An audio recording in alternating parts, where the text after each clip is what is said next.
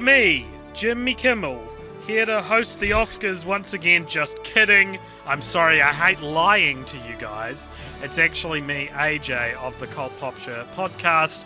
I'm once again joined by Richard and Aaron of the Popture podcast and of sort of like this vague grey area that's like, he's kind of a host. We call it a sometimes host, but he's also only on the Oscars episode specifically. We had him on one other episode. There we go. Well, sometimes host status reinstated. It's Aaron. Welcome back. What are we doing tonight, lads? This evening, this morning. Well, today, you may have heard 2 weeks ago that we covered 5 films nominated for Best Picture. Now, eagle-eyed viewers out there might have noticed that there are actually 10 films nominated for Best Picture this year. So, of course, that 5 was not all of them. And so we have to cover the other 5 now. And the idea of this is we call this our Oscars cheat sheet. And the idea is that you can just listen to this podcast, and then when you're talking at the water cooler at your work, you can steal our thoughts, pass them off as your own, and seem nerdy. Because who has time to watch all 10 films nominated for the Oscars? That's right, us 3 do. But you don't, because you live a very exciting life, I'm sure. So the film... And may I say that blouse looks excellent on you. Okay, AJ, keep it in your pants. What? I can't compliment your blouse? Can't say anything these days. So... It's interesting, Aaron and I were talking the other day that inadvertently we kind of divided it into like the big films and the smaller films, more like in terms of budget and stuff. But yeah, like feels like, we had like Oppenheimer, Barbie. I mean, Killers of the Flower Moon being a Scorsese film feels like it's an event picture in a way. And Yorgos Lanthimos is like almost becoming that. You were talking about how totally. Poor Things has been, and then there was Maestro as well, which is the Netflix's one big release, and they put a lot of money behind that. Whereas we've got a lot smaller films this year. The ones that I feel like all 5 of those you could have predicted a year ago. Well, they'll probably be nominated for Best Picture, unless they're terrible.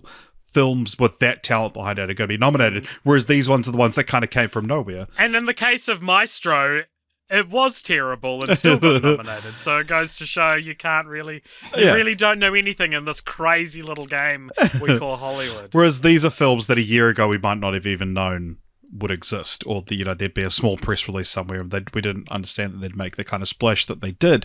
So the films we're going to be talking about today are The Zone of Interest, Past Lives, The Holdovers, American Fiction, and Anatomy of a Fall. And in between those, we'll talk about some of the awards who we think they might go to. But yeah, to break down the first film, what we're going to do is a long-standing tradition here on the Popture podcast where I'm going to count down from 3 to 1, and then out of those 5 specifically, we're going to say our least favourite, not Best Picture nominee. Out of those 5, and just to reiterate, those 5 are Zone of Interest, Past Lives, The Holdovers, American Fiction, and Anatomy of a Fall. So... And we're not talking about the ones from last week. We're not talking out of all 10, okay? We're just talking out of those 5. This isn't a ranking. This ranking needs to be sandwiched with our other ranking from last week, okay? And I'm expecting the listeners to pick up the slack here. I think it's their job. Also, this doesn't necessarily... last week it was like, well, we thought one of them was pretty bad. This week, we don't necessarily think one of them is pretty bad. But we will say... I disagree. Oh. I do too. I wonder if it's the same film. I don't think it will be. I think you're going to be like, it was The Holdovers, Aaron. I hated it. You hyped it up too much and I hated it. Yeah, I feel like this first one is going to be a 2 against 1. And I'm interested to see which way it falls. Which 2 against 1 if I'm the 1 or if I'm the 2. So, all right. 3, 2, 1. The Zone of Interest. No, you guys are fucked, man. What are you talking about? I'm the 2. You guys are tasteless Go back to your Avengers Endgames. How dare you? I knew AJ's would be American fiction, and then I just wasn't sure which way Aaron was going to lean. So, yes, we will talk about Zone of Interest first, because AJ, you have been outvoted. Out of interest and for you, therefore wrong, therefore objectively incorrect. Yep. AJ. out of interest, out of Zone of Interest for you, AJ. Where does this rank out of the 5 for you? I've ranked this 5th. Out of these 5, so Out of these 5, yeah, that's what I've I fucking ranked asked you, dipshit. I thought you meant out of the 10 Oscar nominees. I've ranked this 3rd out of the Okay. 3rd? 5.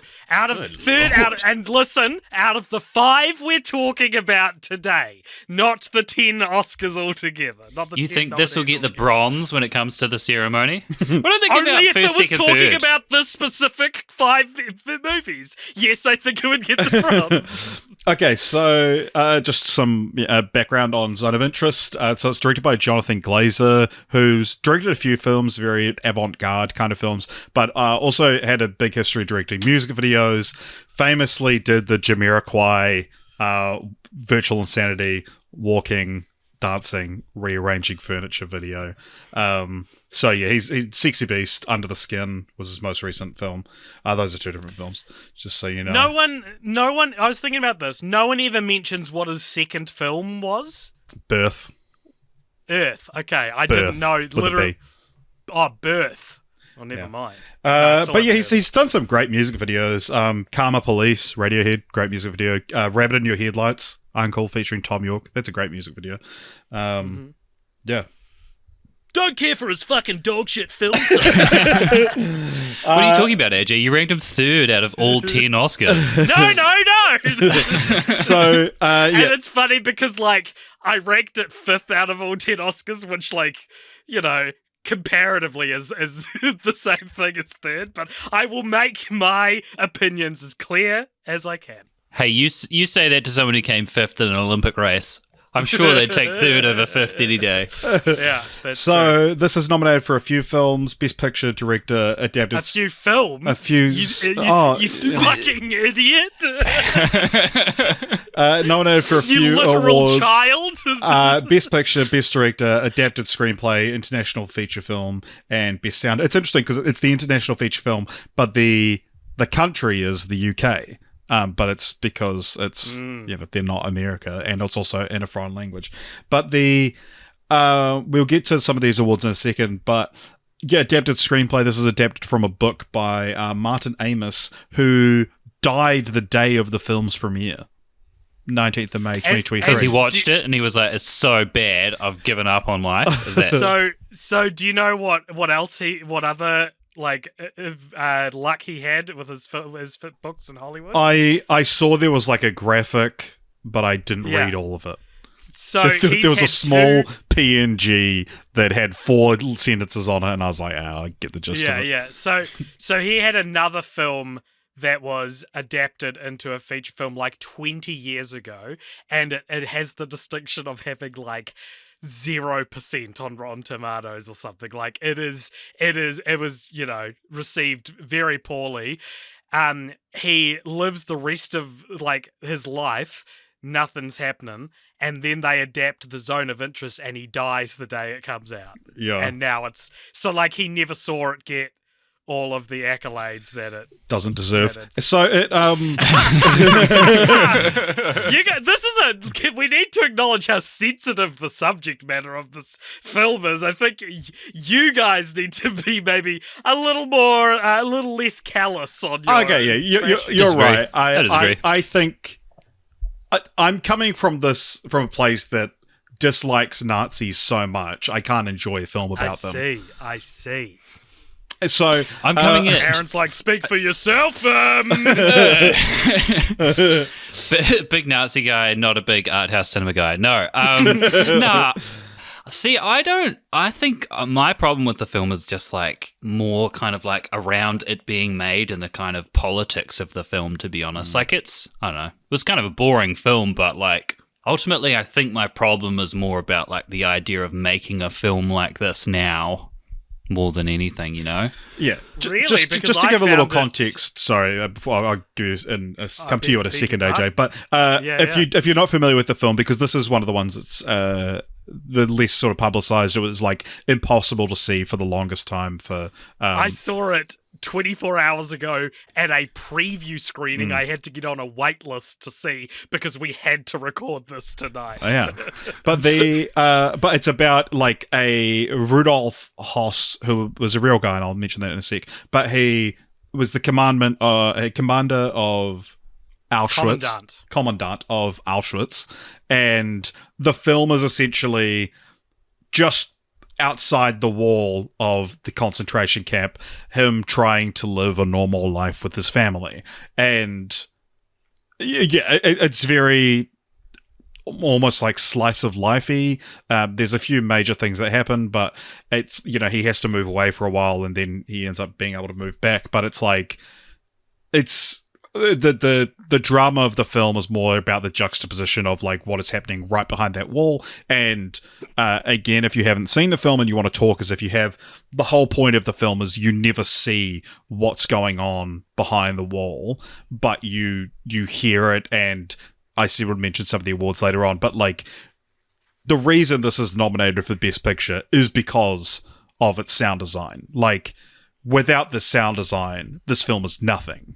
And we talked like pretty like, oh yeah, of course Oppenheimer will win sound last week, well 2 weeks ago, but not before any of us have seen this film. But now it seems like this is the shoo-in, right? That it's like this film that's nominated for Best Picture only works because of its sound design. Yeah, I'm glad you agree that it's incredible, Richard. That sounded like a very glowing review. What the hell happened? No one picked up what I put down, and we all just waited for someone else to come. That was us reenacting a scene from Zone of Interest. Yeah. It was us reenacting the bit after the title sequence where it's like black and silent for like maybe a minute and a half, and Aaron was sitting in the cinema like, should we get someone? Is this And I was the barrier between Aaron and this woman. My God. Couldn't hear it. Like, so I was telling you, this film lives and dies on its soundscape. Here's my impression of what it sounded like to me, and I'm gonna pan this to one side so you can hear it exactly how I heard it.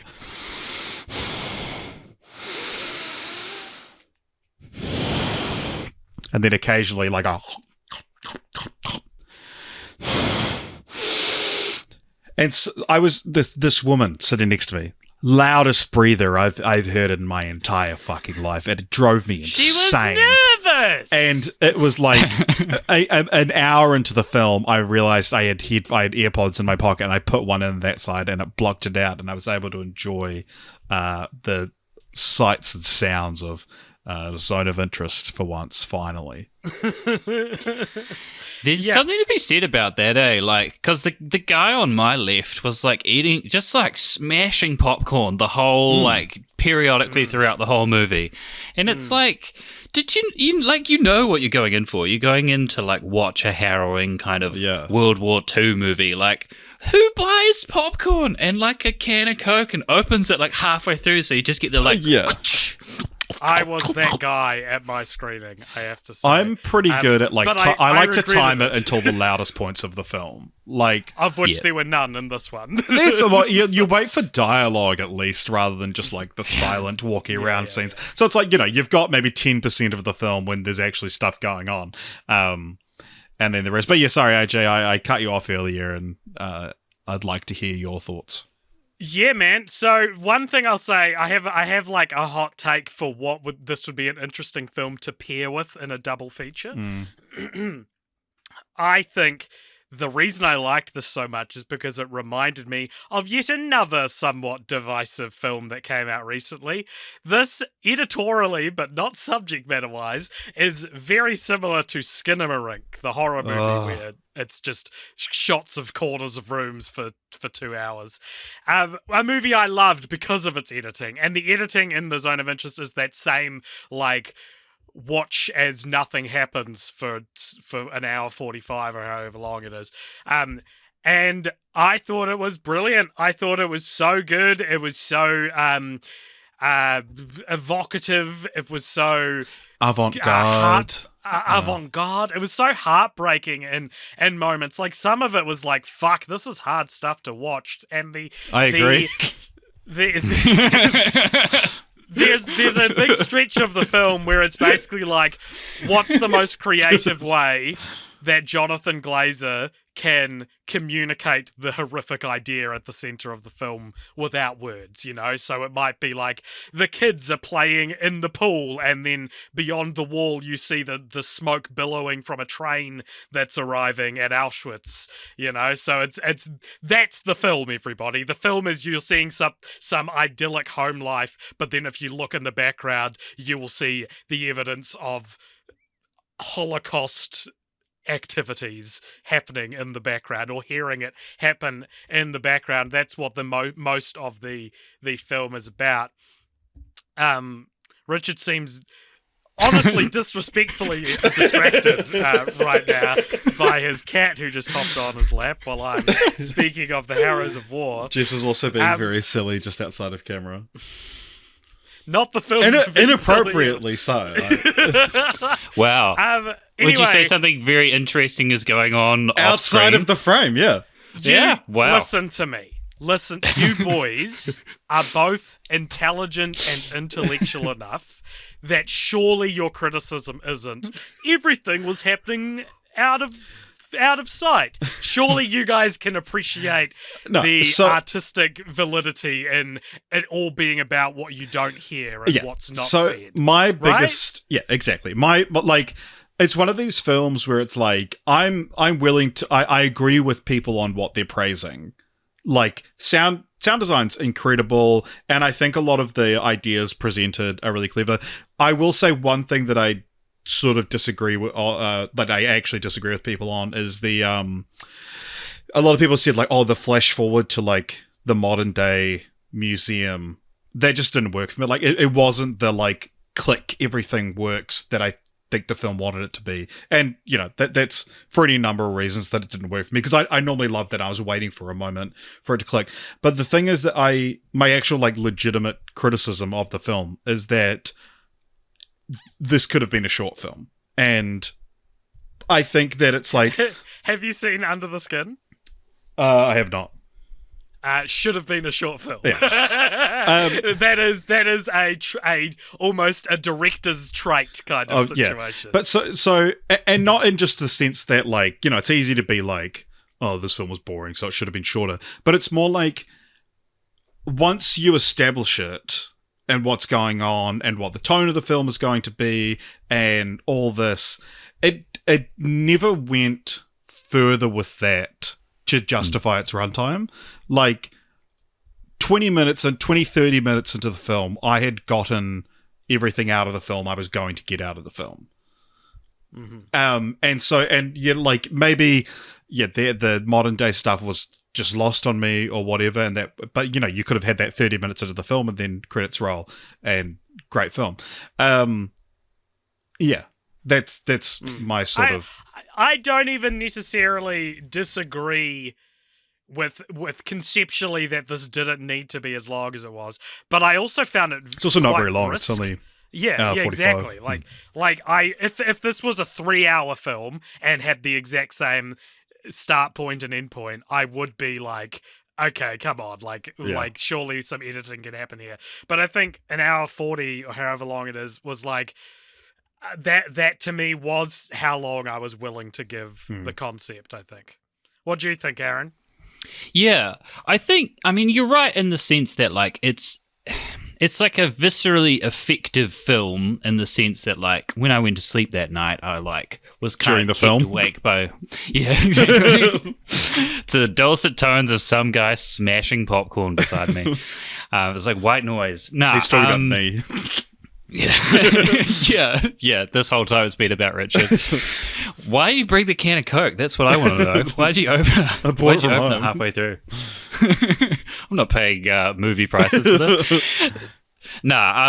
Seriously though, yeah, it kept me awake, like, with weird dreams that night because it was, like, viscerally effective kind of thinking about it. But I think my problem with this, and I think it's my problem with a lot of movies that are kind of, like, about Nazis recently, is that, like I get the gambit in that you're showing essentially the lives of these people in order to, sort of show how people can be ignorant of crises or, like, participate in an evil system in a very sort of boring kind of a way.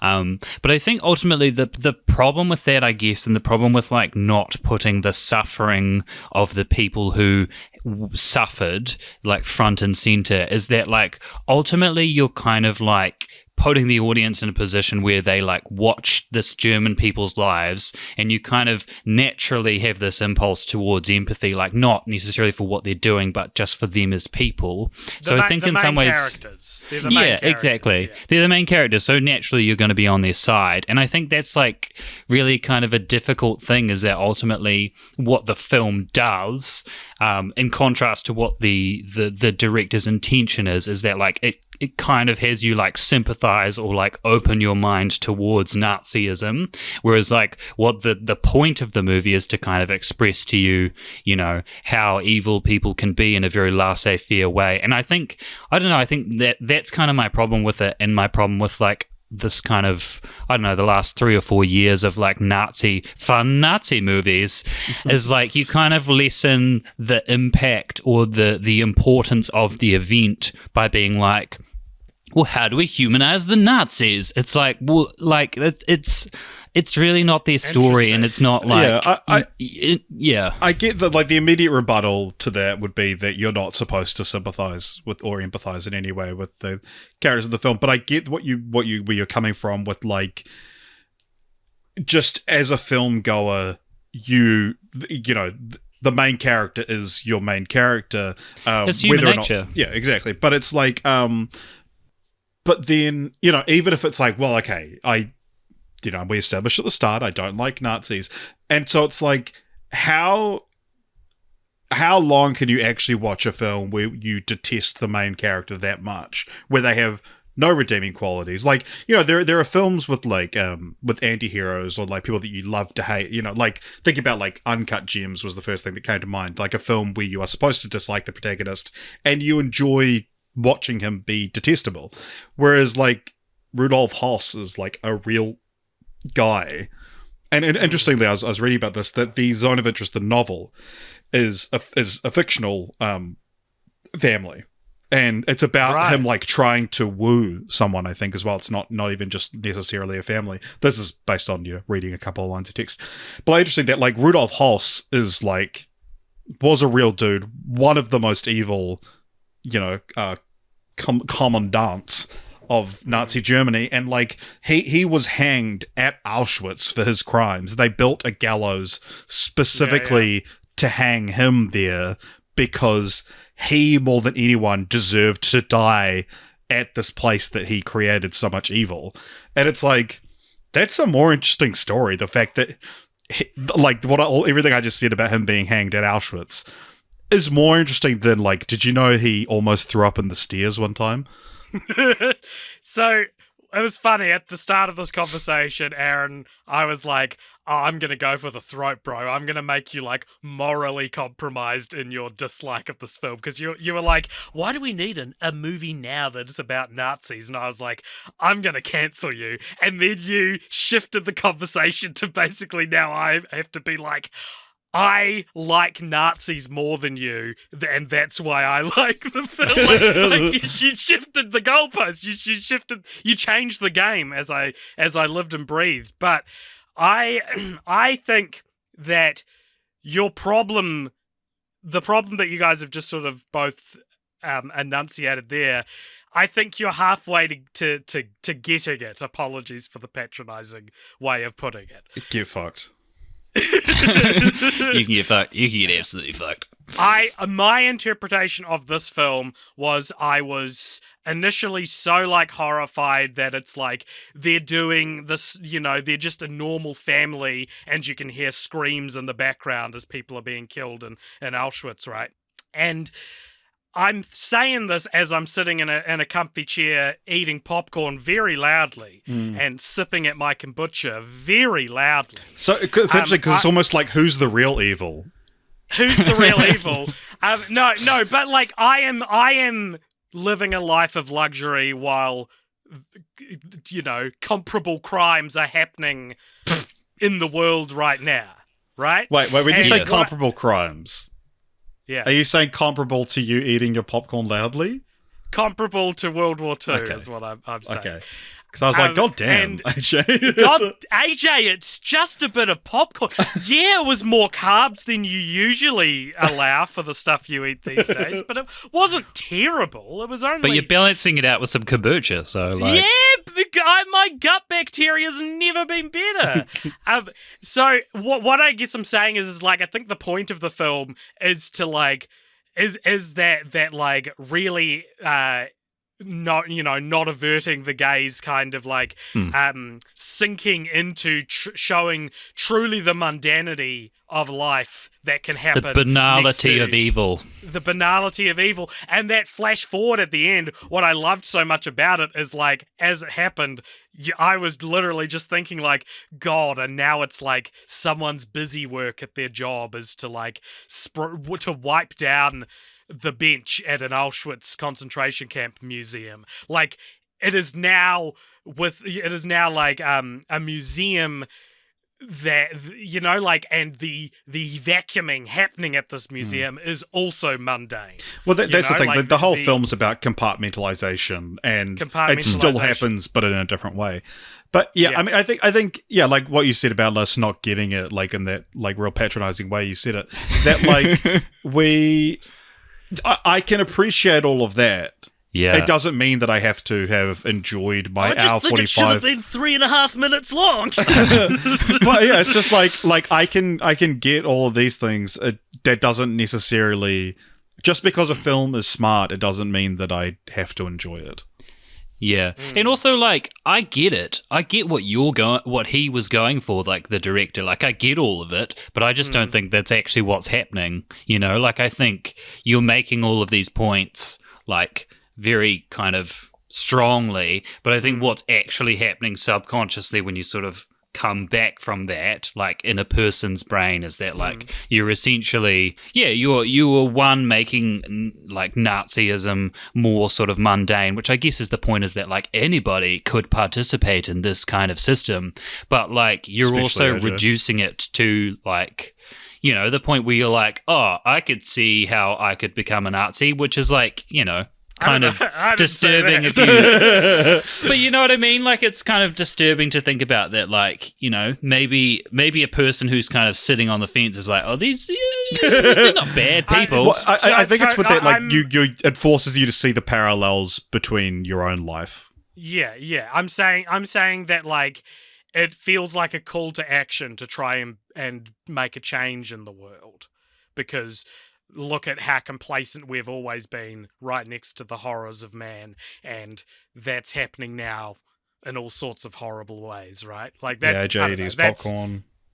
I'm eating my popcorn. It's horrible stuff. It's grisly stuff, guys. Shall we move on? Yeah. Keep talking about Zone of Interest. Yes. So let's go over a couple of the awards. So interestingly, Zone of Interest it's nominated for Best International Feature Film, but Anatomy of a Fall isn't. Being that those are the two foreign films nominated for Best Picture, presumably Zone of Interest is going to win that one. Which is because they just didn't get nominated by the French Academy or something like that. Yeah, the French have been notoriously bad at what films to put forward. Yeah, that happened, was it last year or the year before, with like, was it Girl Portrait on Fire of a Lady on or Fire, something? and That's they put right, forward like their Les Mis. Best Original Screenplay: Anatomy of a Fall, The Holdovers, Maestro, May December, Past Lives. May December is the last movie from last year that I still have like on my watch list. And there are so many Best Picture noms I've seen this year that have made me go, are you telling me that this is considered to be better than May December? This movie I've heard nothing but like intense praise. Like it's topping so many people's lists, and that's the one not cracking into best. Best Picture. and like, yeah, I loved May December. I would say that out of like the Oscar-y films that didn't get nominated or many nominations, I would say I would put May December and The Iron Claw as well in the top half of these nominees if they were nominated. Like, I preferred them to half of them. Yeah, I would also say the same for All of Us Strangers, which is like this weird example where it's like this has all the traits of like even all the bad traits of a Best Picture nominee, you know, and that's not in there. But yeah, I would love to see original screenplay go to Past Lives. I think because there's so few nominations, and you know we'll get to it shortly. But that's the one that I would want to see. That one. And then adapted screenplay, you got American Fiction, Barbie, Oppenheimer, Poor Things, and Zone of Interest. And feels like this will probably just be part of the Oppenheimer sweep if that ends up happening. There you go. So, yeah. We'll get to the actors in just a moment, but first we have to go our second least favourite. Out of these 5, taking Zone of Interest out of it, okay? Are we all clear on the rules? Well, I imagine I'm probably going to be saying the same thing for a few of these rounds. Until we agree with you. I don't reckon you will. I think we might be looking Someone's got a card up this. Let's just say I like to be in a peer. All right. 3, 2, 1. American Fiction. A tie between American Fiction and Near to Be Before. A dead tie. Yeah. Damn. So American Fiction. AJ, do you want to tell us what this is about? And don't be all snippy when you do it, AJ. Okay, so here's what it's about. You just didn't get it, AJ. I think you're halfway to getting it. This movie is about a sort of struggling author who's struggling to be taken seriously, played by Jeffrey Wright, who wants to get like his next book published, but he's got all sorts of troubles ailing him. And one day he hears of this really popular new book written by a fellow African-American author. I guess I mentioned it was Jeffrey Wright, so people can put two and two together. And the book basically is like written in very stereotypical African-American slang, and it's called Weeze Lives in Da Ghetto. Yeah, and so this character, he goes by Monk. He decides that the way to get ahead in the novel industry is that he's got to lean in and writes a book called My Pathology. Initially, and then halfway through the movie, he changes the title to Fuck, and uses a pseudonym, and it's him intentionally upping the. It's like the a producer's kind of thing. Yeah, and everyone loves it, and it ends up winning the competition. He's been hired as a judge to judge, and that is That's what I think most of this movie should have been about. Whenever it was about what I just said, I more or less liked it. But boy, is it few and far between we get those moments, because a lot of the film is about, at the start of the film, his sister dies of like a heart attack, and it's about their broken family kind of coming together in the wake of that, and he starts a relationship with a neighbor in his like mum's hometown, because that's where he is. I don't know. It's Boston. It's like, yeah, I gave this 3 stars. I want to just specify, I didn't hate it or anything. The only one of these I really didn't like was Maestro. This was cool. I thought parts of it were super funny, but I feel like the family drama stuff distracted from the much more interesting concept that the trailer sold me. I legitimately, AJ, I think you didn't fully get it and you only half got it. Yeah. Can I say why? Why? Yeah. Why I think you only half got it. Maybe you didn't half get it. There's nothing to necessarily get, but this is like my thoughts on the movie, right? Is that like, so essentially what the movie does and what the book in the movie does are two very like similar things, right? So like the book is essentially a piece for white people to like get what they kind of want to see from African American culture, and that's like he kind of writes that as like an FU to like you white people only want to come and see like like read about the people living in the ghetto and having tough times, and like how the movie kind of operates is that the trailer kind of sells you, a liberal white person, on this like concept for a movie, Aaron, right? A left wing. I'm not. Let's continue. It sells you on this like specific concept for a movie, which is like kind of a very interesting, fun topic, which is kind of like intellectual African American story, which sort of sits in a very modern way about deconstructing things. Yeah, but totally. actually, when you get into the movie, what you're delivered is the very thing that the book says you're not interested in, which is like a wholesome story about an African American family just living their lives and dealing with struggles that are very similar to like you or me. And that's like what I thought was amazing about the film, is because it's like actually what the film does is kind of what the book in the film does. It's kind of like this Trojan horse thing. But AJ, before you get a chance to respond, I want to now do my thoughts on the film. Is that like it's interesting because I said it's a tie between Anatomy Before and this, and that's not like, oh god, which one do I like less? It's like, fuck, these two are like both pretty high esteem for me. Zone of Interest is a good film that I didn't love. Maestro I didn't like. Poor Things is similar. It's like a good film I didn't love. But like the rest of the films we have to talk about, including American Fiction, I loved. Like I thought this was great, and I think it's the story of just like the disposable plot that you you didn't call it that, but I'm putting words in your mouth. Do you want me to say it? Yes. Just so that I'll insert it in there. It's got just a disposable plot. Yeah, well, AJ, I wouldn't exactly call it disposable. AJ, I actually think it was racist. But yeah, like, it's the thing, because the whole film, and there's this interesting conversation at the end when he actually talks to Santara, who's Issa Rae's character, who is the author of Weez Lives in the Ghetto, and he sort of says, like, hey, just can I ask you about your book? Isn't it just fucking pandering bullshit? Like this book, fuck, that who knows who's written it?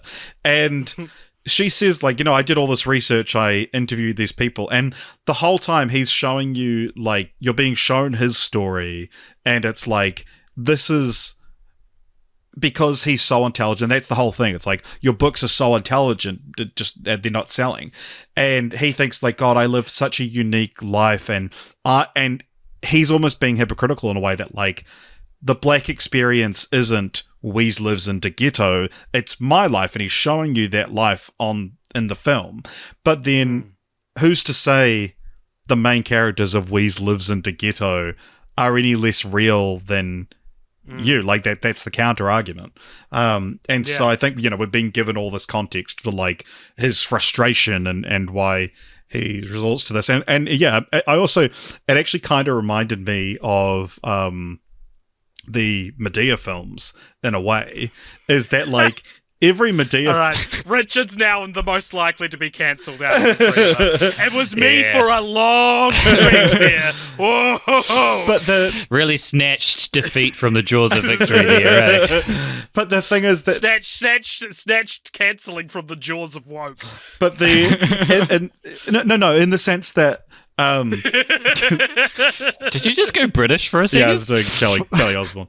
Quoting a meme. Right. But I see. That, like, and I think this is just one of those things that's like a different, like it's literally is just a different culture, and that, like, the Tyler Perry and Medea films have, like, this, this hilarious character at the center of them who goes on a wacky adventure, and that is the writing of my pathology, later retitled Fuck, but then around that is actually this family drama.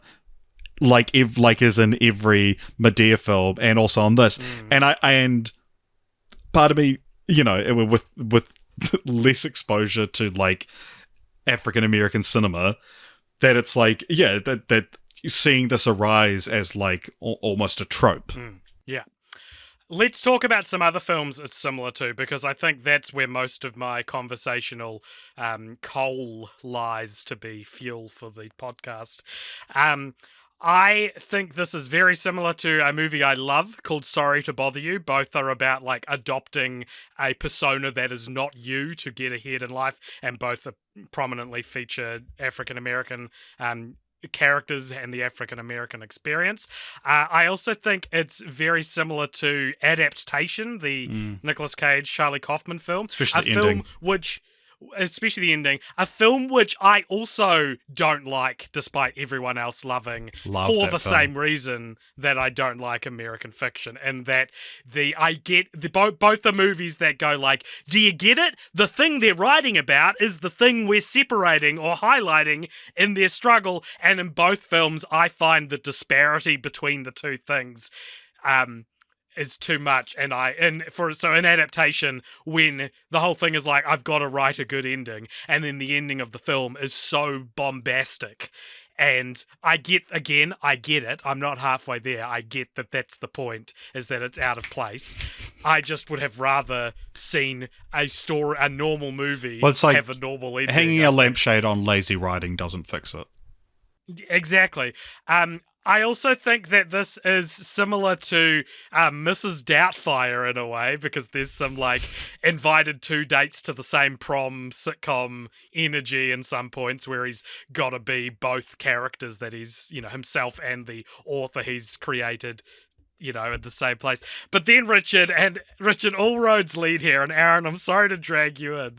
This is also very similar to a little movie no one else but me and Richard has seen, called World's Greatest Dad, which was a Robin Williams film. And the reason I'm laughing is that it's such a like under the radar film that we mention every two podcasts constantly on the podcast. Neither of us would have seen it in probably 5 years either. Have you seen it? So it's not like Aaron? Absolutely not. No. So we bring it up a lot because it's a movie that has like a brilliant idea, but it's not a very well executed movie. But in short, it's about a failed writer whose son dies auto-asphyxiating himself. And his son, who was just the biggest cunt as well. Yeah. And in order to like hide the shame of his son dying this way, he writes a fake suicide note, which leaks, and everyone's like, this is so beautifully written, and this I can't believe he was now such a tortured soul. Yeah. And none of us knew. So he writes a book of his son's poetry, quote unquote. Yeah. So finally being recognized. A similar film as well. And all of that, I think it's made me feel like I view this film through this unique lens of this like micro genre that we've discovered. That you know how in the 90s, all those comedies, the 90s and 2000s, there were so many Mrs. Doubtfire clones that were basically like, the dad of the family is lying about something massive to the rest of the family in order to go on vacation. He's got his own daddy's daycare. Exactly. And then halfway through, it's inevitable he's going to get found out, that kind of thing. And I had this, and I don't like that feeling, and I had that feeling watching a lot of this movie. And also, one of the Letterboxd review I read for it compared it to Wayne's World and said, is this the only Best Picture nominee to have a Wayne's World ending? Because it ends with him trying to end the book, and he's like, what if it ends this way? What if it ends this way? And it gets more and more ridiculous. Yeah, I really, actually didn't like. I loved the ending of it. Interesting. I will also say as well that so Adam Brody plays like the film exec who, misunderstands the book and is going to adapt it into a movie and all this stuff. But I love how Adam Brody is just like Hollywood's go-to guy for being like the straw man, that like he's in Promising Young Woman, and it's like it seems like Adam Brody gets it, that he understands. He writes this, he reads a script about how all men are predators, and he's like, yeah, they are. I'll be one of them. I'll lean into that stereotype. He does that in Jennifer's Body as well. And then, like in American Fiction, can I just say, I would love to do that as a male feminist actor to be like a vessel for that. I reckon that would be so fun. Yeah, and there's also like Max Greenfield, who played Schmidt, and he was also Unpromising Young Woman, is in What Men Want, and that was one of his first big roles after Schmidt. And he was like, he initially said no because he's like, oh, I don't want to, just be typecast. And then realized like, oh, the message is more important. And I get that I'm the perfect person to be the vessel for that message. It's the most valuable thing an actor can do is realize what they can be what everyone made thinks fun of you. For. Yeah. I mean, look at some of this. I think we can point to some A-listers who cottoned on to that, Yeah. Be my guest. Point to them right now. Oh, do it right now. Well, and this is real Brody. dumb, but it's the depths of it are the most interesting. As I think Mel Gibson in Daddy's Home 2, another film that we bring up a lot. When you said a film that only Richard and I have seen, and we bring up a lot, I was going to say Daddy's Home 2. Well, Mel Gibson in that film is like what people think of Mel Gibson, and I always thought it was interesting that he is like, yes, this is what people think of me. I will use that to make this film better. I don't know. Ryan Gosling's kind of done I was that. going to say Ryan Gosling as well, yeah. Yeah, Totally. Barbie particularly is kind of an example of that, right? Yeah, I'll play the dumb himbo. But yeah, no, I mean, American Fiction is a similar film, while we're comparing it to things like May, December, where you have to meet it on its terms and understand what the sense of humor is quite quickly, or you will miss the fact that it's a comedy.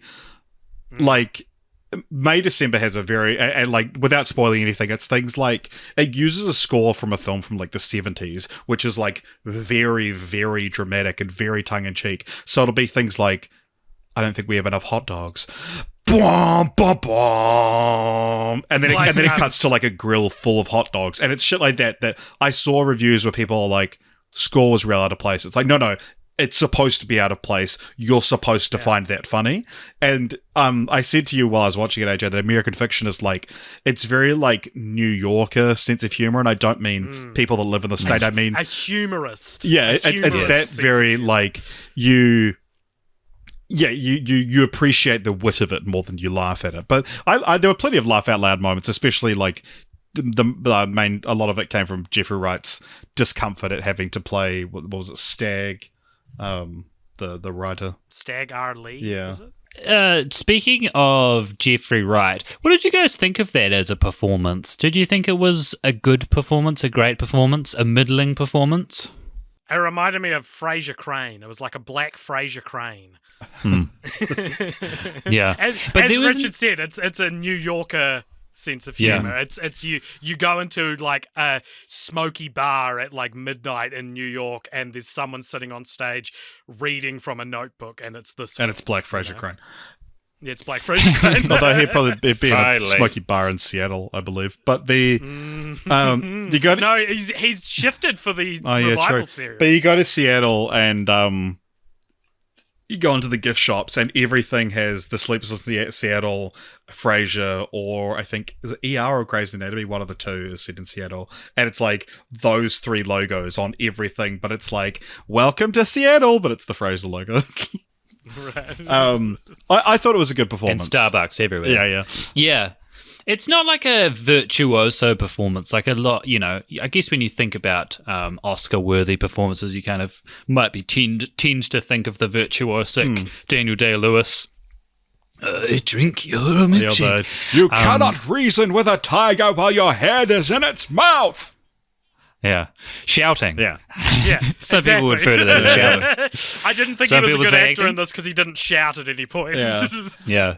But it's not like a hugely, like emotion, like big peaks of emotion kind There's of performance. no big Oscar scene, Yeah, no, it's more kind of like subtle, kind of sits in the zone kind of the whole time. Interest. Yes, the zone of interest, My which favorite, we weren't interested. My favorite joke in American Fiction is when they're emptying his sister's ashes into the ocean. Yeah. And some busybody neighbor comes along and goes, "Are those human remains?" And his brother, played by Sterling K. Brown, is like, "Fuck off, Robert!" and then Jeffrey Wright, who's at the shoreline, looks back and he's like, 100 meters away from asshole. Yeah. Yeah, it was great. And also, yeah, Sterling K. Brown's also nominated for supporting actor. He's great. I probably he was the best character. He's great, yeah. And he's got on talk shows and been like, yeah, it's great because there's no pressure on me because I'm not going to win. Like, because he's like, yeah. But also, Robert there's Downey no Jr.'s pressure gonna on him because he just gets to do like wacky, kind of crazy, coked up, really rich brother. Yeah. You know, like those. I don't know. I thought he wasn't I feel like there's. I thought he was poor. Nah, he's definitely rich. He's just like holding out on his No, brother he's because he's like a doctor. Cliff, I think his name is. Yeah, Cliff. Not Rich. Oh, not Rich. Yeah, Rich no. Cliff. Cliff Richard. Speaking of best supporting actor, Richard, Mm-hmm. may you go through the lineup with us? I may. So you got Sterling K. Brown in American Fiction, Robert De Niro in Kills the Flower Moon, Robert Downey Jr. in Oppenheimer, Ryan Gosling in Barbie, and Mark Ruffalo in Poor Things. It's a decent lineup. It's a decent lineup. It's a good mix of performances and everything, but of course, by the time we get to the Oscars, 9 times out of 10, we know who's going to win these awards, and there's no way this isn't going to Robert Downey Jr. Which bums me out. I would give it to Ryan Gosling. I'm always more sympathetic when a comedy gets nominated for an acting award. I had the same thing with Maria Baklava in Borat 2, where it was like, give us this one, Academy. Give us one Academy nominated comedic, or Academy awarded Academy awarded comedic performance. Give us one every 2 years. I'm begging you. Well, I think it's the fact that it's nominated is enough. Yeah, I reckon that it's like because they're so infrequently recognized. But Mark Ruffalo on Poor Things is another one that's like a great that got a nomination because he's great in that film and he's playing against type so much as well. Yeah, he is great in that. But also, and Robert De Niro was also fantastic in that. Supporting actress, again, this is one that's pretty. We already know. Emily Blunt in Oppenheimer. America Ferrera? Yeah. This is it America this one Ferrera? not as strong, I would say. This is the worst category award of the year, yeah. I reckon. You got Emily Blunt in Oppenheimer, Danielle Brooks in The Color Purple as Sophia. Interestingly, that's another role where 2 different actors have been nominated for playing it because that's the same role that Oprah played in the original and was nominated for an Oscar for it. America Ferrera in Barbie, Jodie Foster in Naiad, this like weird film that we didn't know about until Jodie Foster and Annette Bening were nominated, and Divine Joy Randolph for The Holdovers, which she will win. So what do we reckon? Because she was fantastic. See, luckily she is the one person on this list from the films that I've seen that I would give it to, right? Like that. Now that I've seen The Holdovers, I'm a little more at peace with this category. But like, I don't want to necessarily get into the weeds of it, but like America Ferrera being nominated is mind-boggling, and I think Emily Blunt being nominated for like clearly the like weak point of Christopher Nolan's abilities as a writer, like he is so bad at writing female characters, and awarding the actress who portrayed one of these with a potential Oscar is going to send him the wrong message. Maybe it sends him the right message. She, against all the odds, with all of these weights against her, she managed to pull out a good performance. You reckon? Okay. I also think I'll take that. It's going to be really funny, like, because America Ferrera's famous speech in Barbie, that's a big divisive moment. We don't need to get into it. But it's going to be really funny watching that as an Oscar clip. Like, literally, it's like an America Ferrera as Gloria from Barbie. Because what other scene would you show from that movie to emphasize her acting? Yeah. I had that in mind when I rewatched Barbie, and it's like, there is nothing beyond that. She's scene. quite good in the Chevy commercial in the middle of the film. What? There's a Chevy commercial in the middle of the film? Yeah, What are you that's a talking about? dig at Barbie. There's like that whole... There's a very obvious like Chevy like promotional part in the middle of the film with the First car I've chase. heard of it. Yeah. Right, that's like one of the biggest criticisms I've seen of the film, Really? especially when it was nominated. I've podcasted about this movie 4 times now, and I haven't. Yeah, no, haven't I see even this heard that like brought up. I'm sick of it popping up. I was expecting you to both knowingly roll your eyes and be like, "Yeah, Richard, we've heard this." Here goes Richard again, talking about the Barbie Chevy, a concept that Talking I'm about still Chevys. kind of not clear on what actually is. Yeah, well, it's just You're the right, product though. placement's very obvious, and the chase sequence is full of logos and. It is weird that they had to put it in because the trucks are so good they really should just sell themselves. I agree. I was going to say I didn't notice that Chevys were being advertised in it, but I did want to drive one when I walked out of the cinema. Strangely enough, yeah. Did they have an electric version, perhaps? Is there a number I can call? All right, so now we've got 3 films to choose from, and you're all familiar with how it works. Yeah. Are you talking to me? So I'm going to count down from 3, and we're all going to say, out of what have we got left? Anatomy of a Fall, Holdovers, Past Lives. 3, 2, 1. Anatomy of a Fall. You guys are killing me with your slightly different opinions to mine. Well, you're objectively wrong because you lost. We got one! We won! God, I haven't heard a "you're objectively wrong" in years. It's so strange because you seem to be on the wrong side of these votes all the time. It's so weird. I'd just like to point out that I haven't been wrong yet throughout this whole podcast. And I'm like, damn, he's right. Damn it. I have to accept it. Aaron, do you want to tell us what Anatomy of a Fall is about in I broad would terms? Love to. Anatomy of a Fall essentially follows the trial of a mother who... And tribulation. Trial and tribulation. Yeah, there's a lot of tribulation in Anatomy of a Fall. Ooh, if you like tribulation, you're going to love this. This is the film for you. Yes, it essentially follows the trial of a German novelist, Sandra Voiter, who has moved to... Has she moved to France? Germany? Grenoble. France? No, she's German. Oh, she's German. France. She's moved to France with her husband, Samuel Mileski, who is also a writer. And essentially, the trial follows the death of her husband, Samuel, who mysteriously falls or potentially was pushed out of the top story of their house. The movie is like 2/3 just about the trial of this woman and kind of going through the court process and all of the kind of justice processes, and then right at the end you get the verdict and they move on with their lives, or do they? Who knows what happens? I don't know. I'm not giving anything away. Not right now, but maybe if the conversation leads there, we will. Exactly. Some of the more important things to note about the film, the dog in it deserves an Oscar nomination. Messy. And that's really about it. They have a visually he gave impaired his 4 son. favourites on Letterboxd this week. Oh, I really? saw that.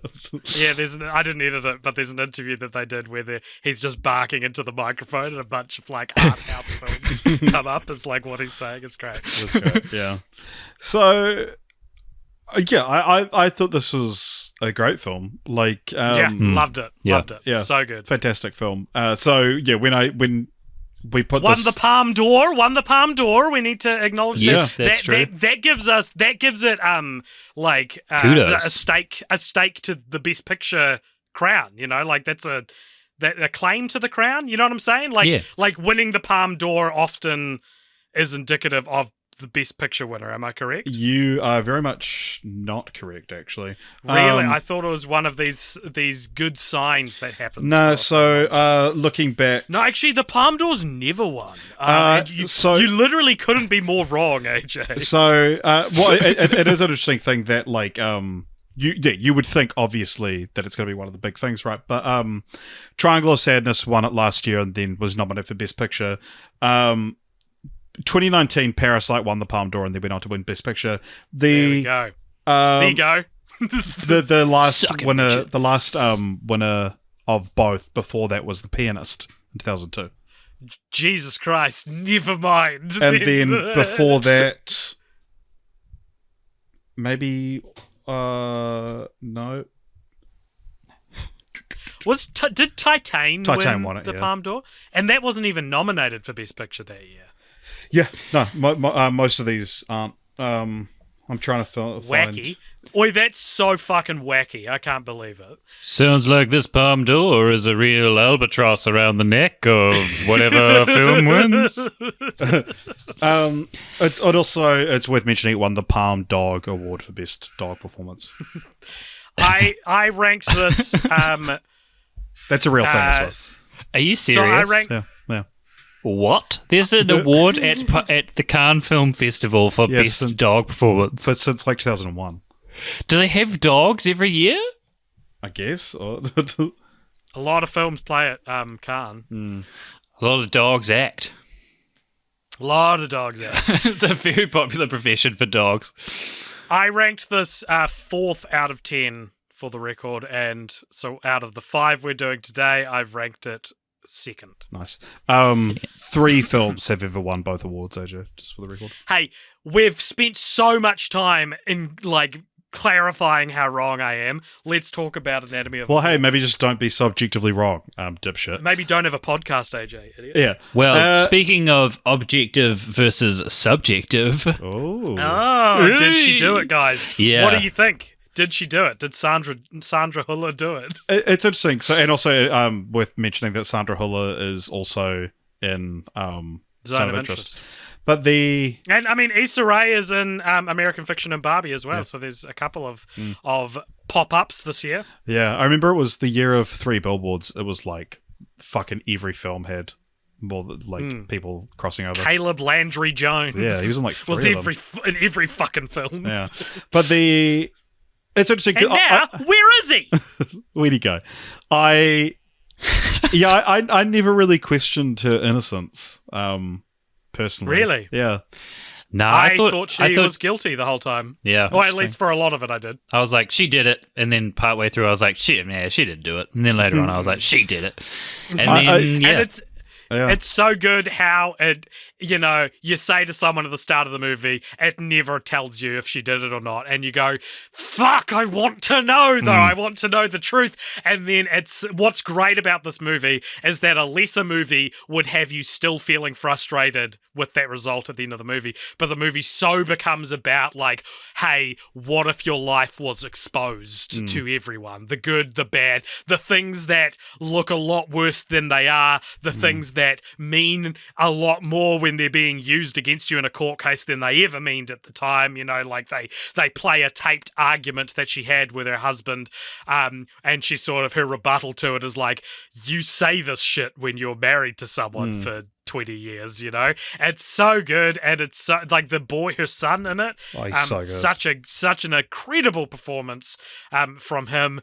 It goes in such interesting places, and I thought it was really good. My one kind of pause on it was, it very interestingly, for such a highbrow film, it has a very lowbrow musical accompaniment, where an instrumental version of PIMP by 50 Cent permeates at least the first half or so of the film, because literally the first half hour of the film, it is playing very loudly throughout the whole thing. All the time, yeah. Samuel is listening to it when he dies, basically, and so to it's annoy blasting her through the house. Yeah, and it keeps coming up, and again, it's such a funny song to be in a movie with 0 jokes in it, and my only note is, I kind of wish that had paid off in a more 50 Cent had showed up at the trial. No, not exactly, but like once they bring up that it's PIMP, because they don't say that till they're in court, and they're like, he was listening to this very sexist song. Did this offend you? Is this why you killed him? And I was thinking about it because, I know I don't think any of us love this movie, but Jordan Peele's Us. The way that movie used I've Got Five on it is, I think about that all the time, right? Like, that's the part of the movie that sticks with me so much. I love how it's integrated into the score itself and is like plays during the climax of the film. And I just felt like I needed some kind of catharsis to actually hear 50 Cent's voice like come through and I was thinking like I was reading reviews on Letterboxd for it, and one of the reviews was, imagine if the husband died because he was just dancing so hard to PIMP that he fell out the window. And I said to the person I saw this with, I was like, imagine if that was the final scene of the film. And for about 3 seconds, I was like, I've come up with the most brilliant idea ever. And then the person I was with was like, that would have ruined the movie. and I agree, of course it would. But I'm just saying, like, if anything, I just wish it had kept playing throughout the whole movie instead of disappearing after a wee while. Do you reckon that's the point, though? No neat endings, Justine Triet. No neat endings. Oh, very good, Aaron. Yeah, you're really making me question every opinion I have. Question everything. That's what I was always told. It's funny, yeah, the thing of PAMP was like, I found that so frustrating for the first half hour of the movie, because it was just this, it's like a steel drum sort of thing, and it's like, marimba version. And the whole time I was like, it took me a while because I was like, fuck, what is it? And I was like, this sounds so much like PAMP. And I was like, oh my God, use a different song, because it's so distracting how much this sounds like PAMP. And then it's not until literally an hour and a half of the film that they go, hey, he was listening to PAMP. And I was like, oh, so it was meant to be there. Because I was just like waiting to get out of the film and to say to Jess, like, that sounded like PAMP, right? It's not just me. And expecting her to be like, no, what the fuck? But no, it actually just was the song. It's weird that, I don't know about you guys, but I found that so funny, because immediately I was like, why are they playing a marimba version of PAMP really loudly? And it's like, I would say maybe like the one bit of humor throughout the whole movie. It's just like this really weird choice of music. Yeah, exactly. And the rest of it's just like European art house naturalism for like 2.5 hours for the start. Also, how great is it that the lawyers it's the first movie I've ever seen. It's the first movie I've ever seen where a character having a different accent to everyone else is like the story's not possible without it, because so much of this comes from the fact that she's pretty rusty with French, and so she can speak English and German, but they're like, you have to speak French in court, and it's so like, oh God, imagine if your innocence, your ability to not go to jail relied on you to speak a language you weren't confident a third or fourth language. It's so scary, right? Yeah. Like, it's such terrifying. That would be terrifying, you know? It feels so unfair.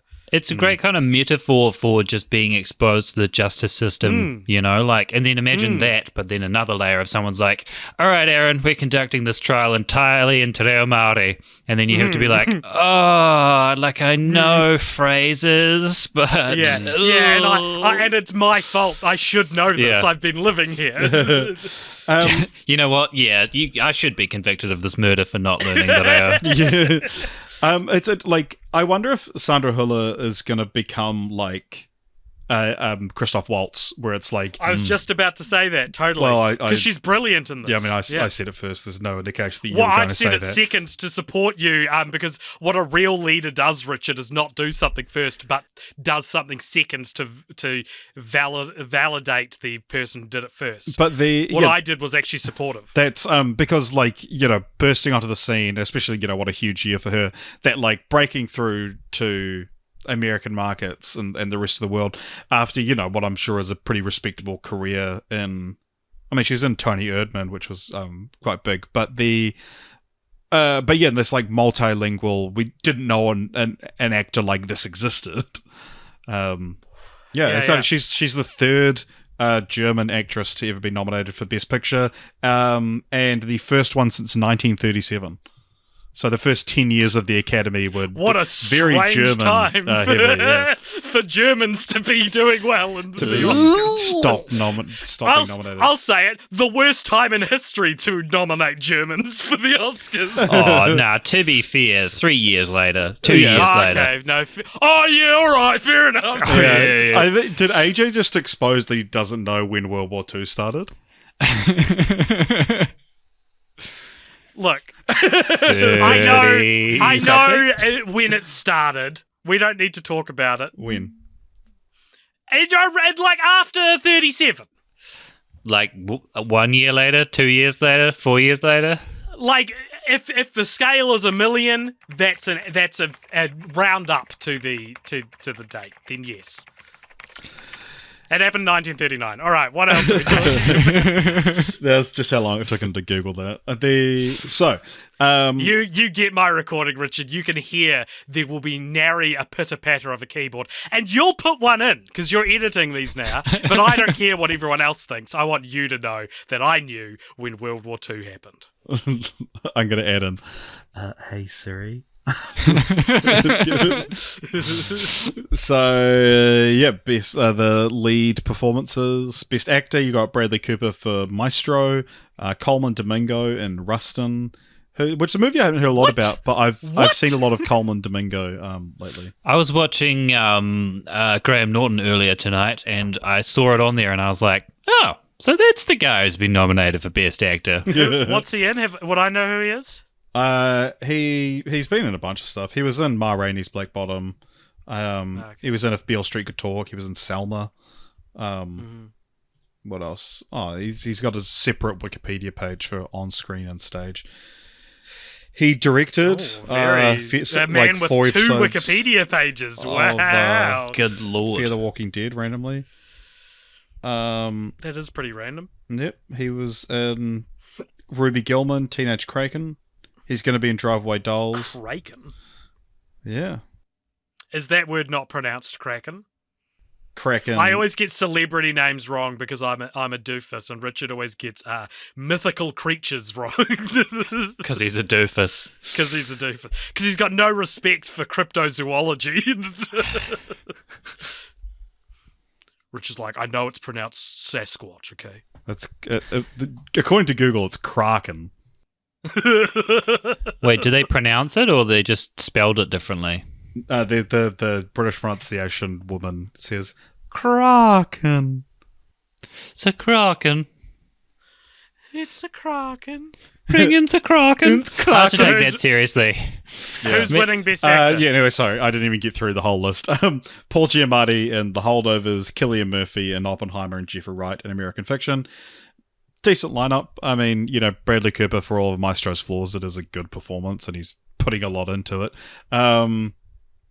This is going to Cillian Murphy. He's very good in the film. He carries that film. I love Cillian Murphy. Always have. Yeah. Always have loved Cillian Murphy since 28 Days Later. When Same. I was a teenager, he was my favourite actor. So despite not liking Oppenheimer that much, I'm stoked that Cillian Murphy's probably going to get an Oscar. I think that's awesome. He's such a good actor. And then Best Actress, this one actually is kind of a close race. Annette Bening, Lily Gladstone, Sandra Hüller, Carey Mulligan, and Emma Stone. And this one is sort of between, I would say it's favouring Emma Stone, but it's between Emma Stone and Lily Gladstone. So it's probably going to a Stone actress, just which one. But there's it's now becoming, I've seen a little bit of talk online about does Emma Stone really need another Oscar? And, Yeah, is Emma Stone a 2 Oscar actress? and also taking away the chance for the first Native American woman to win an Oscar potentially. And I will hold Emma Stone personally accountable for that if that does happen. First time that'll have happened since Marlon Brando won his Oscar. Yeah, very nice. So before we get to director and best picture, we have 2 films left to talk about: Past Lives and The Holdovers. And I want to check with you guys, but based on, are these 2 films your top 2 films? No. Yes, I'd say they're in the top 3. I was thinking about this the other day. I can't really decide between these 2 and Oppenheimer, which Yeah. which is number 1, 2, or 3. But I put them all in the top 3. Yeah. It's pretty big difference for me. Wow. Because I'm just an asshole. You hated the Holdovers. Why did you hate them so much? I totally didn't hate it. All right. I won't really have anything bad to say about it. I just think it should be the next film we talk about. We'll see. Okay. 3. Let's see if Aaron's going to be objectively wrong for the first time. 3, Probably. 2, 1. The Past Holdovers. Lives. Aha! We We got all him. have one. You guys suck. I had two, actually. Yeah, the holdovers. Aaron, since I know Since it's your you favorite. love it so much, why don't you tell us what it's about then, Mr. Holdover Lover? Why don't you marry the holdovers if you're so in love with it? All right, let's do this thing. The Holdovers is a Christmas classic. Did he say that? Yes, he did. Set in Christmas, did he December 1970. The film is essentially about an exclusive private boys' school where a teacher, Paul Hunnam, played by Paul Giamatti, is out of favor with the establishment or the higher-ups at the school. And so he is basically forced to stay over the Christmas break while all the students go home and stay at the school and look after any of the holdovers that are left, that being students whose parents can't take them during the holidays, so they have to stay at school. And the film is essentially about three characters. Who are the characters' names? They are Paul Hunnam, who is played by Paul Giamatti, Mary Lamb, who is played by Divine Joy Randolph, who is the cook at the school, who is also staying over because she lives at the school. Holding over, Aaron. Holding over, indeed. And Angus Tully. Angus Tully, there you go. Played by Dominic Sessa. His first film performance, which...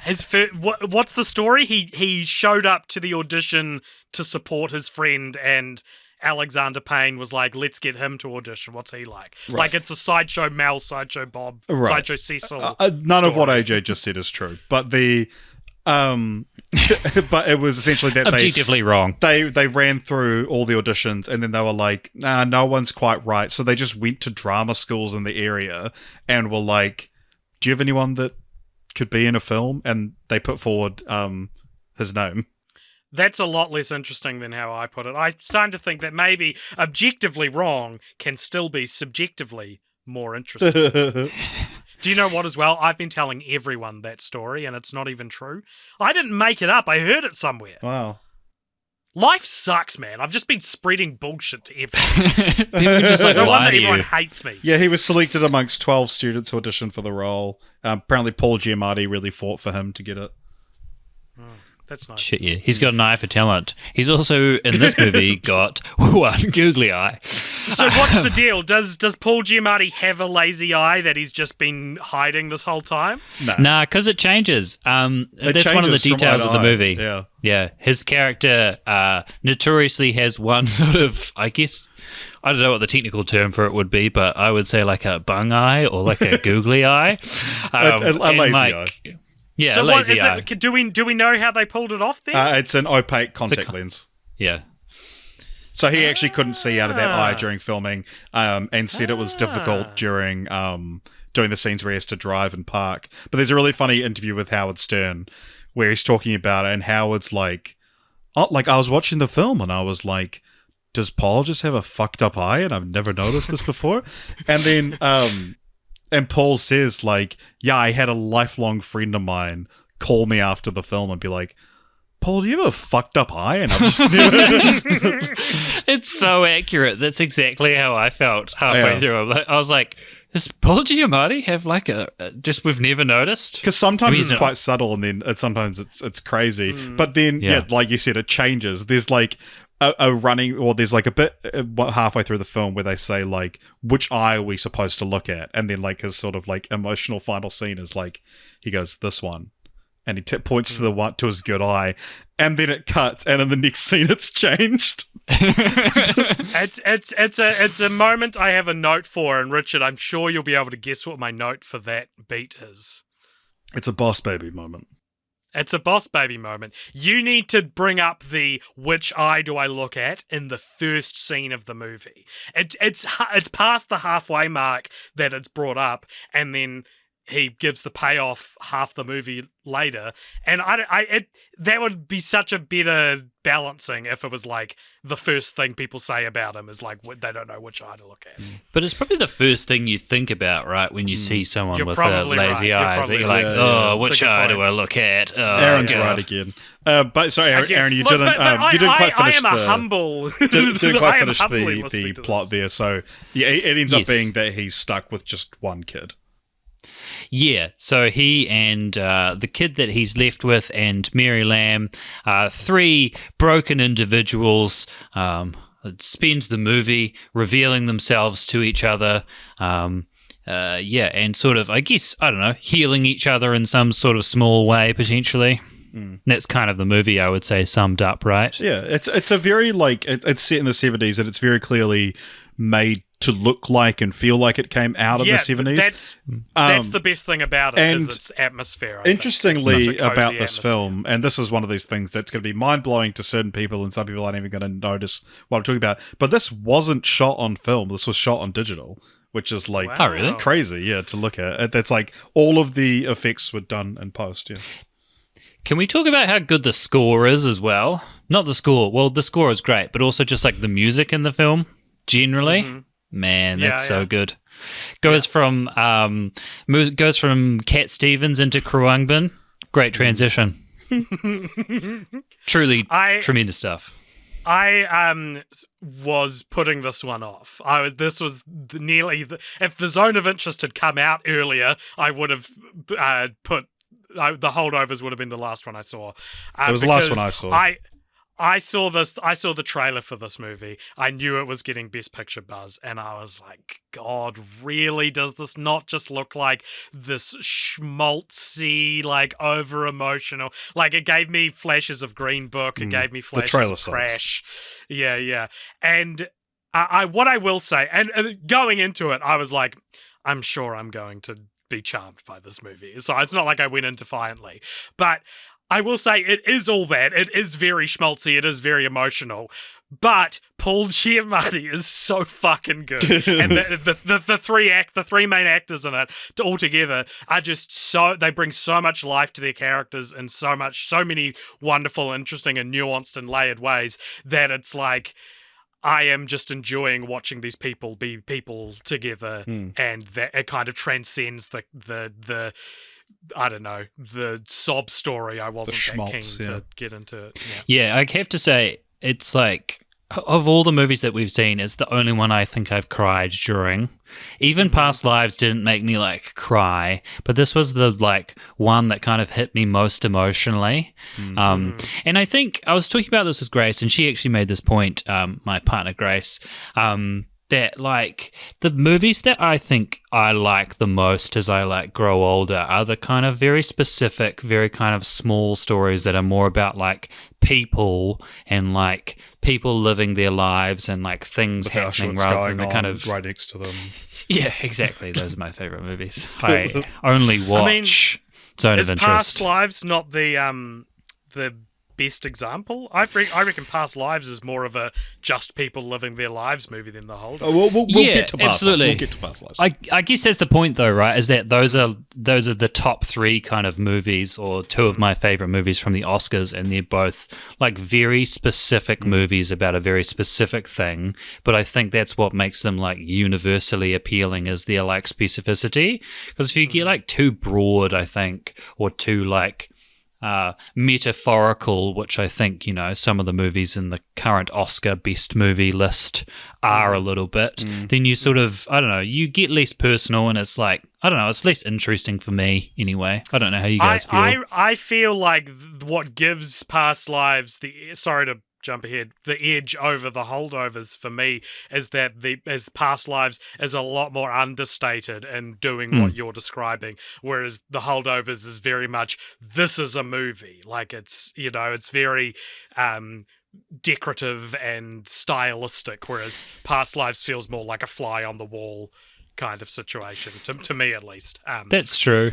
I think that's also what makes this The Holdovers a great kind of Christmas movie, which is maybe not something we've touched on, is that it is kind of like wholesome and comforting in a way that like it's important for a Christmas movie to function that way, and that's like what a successful Christmas movie is. What do you guys think about that, though? Do you think, because when I saw it, I was like, surely that's vaulted into like top 10 Christmas movies all time. Well, it's not a very hard list to top, to be honest. I will say for the record that like Alexander Payne, quote, fucking hates the Christmas film label. Oh, really? Yeah, during the... Well, maybe you should have made a film about Christmas then, bro. Yeah, it's just that he doesn't want it to be just compartmentalized as just being a Christmas film. The film also goes quite a wee while past New Year's, like in terms of what you would think a Christmas film would be. And I think maybe that's how one of my like invisible rules for how I judge a Christmas movie is, where does Christmas happen in the story?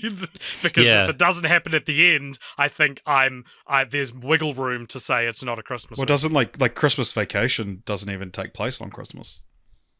That's okay though, because Christmas is still permeating. Christmas is like a character in the film. Yeah, much like how Paul Giamatti was really a character in this.